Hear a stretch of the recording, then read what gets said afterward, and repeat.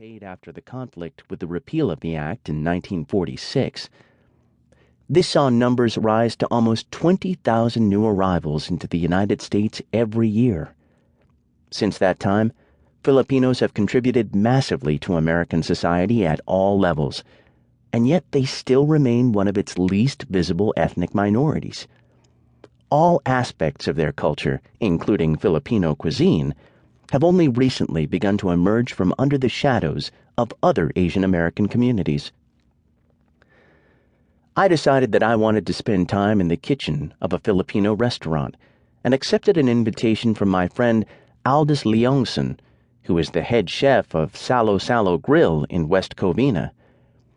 I first met AJ, as he prefers to be known, during a now infamous family meal where I lost the fierce Battle of Crispy Pata with my wife's 84-year-old Auntie Minda. She emerged with the pork, and I was left with nothing but a wound on my left hand to show where she had stabbed me with a steak knife.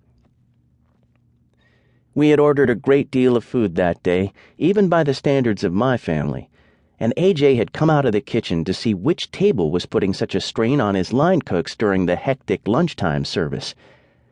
As he introduced himself, he nodded approvingly at the assortment of empty plates that had accumulated on our table.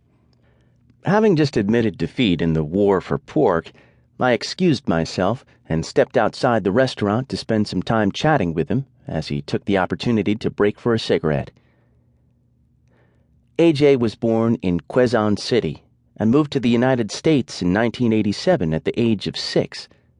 He attended culinary school on the West Coast and then headed east to develop his skills, spending 6 or 7 years working in top-level kitchens in New York City before being asked by his father, Reggie, to move back to West Covina and take over as head chef at the restaurant he had opened in 2001. It was a tough time, he explained. Both he and his partner, Liz, found the move from East to West Coast a huge lifestyle change. I could identify with that, as at the time I was struggling with my own move from London to Los Angeles.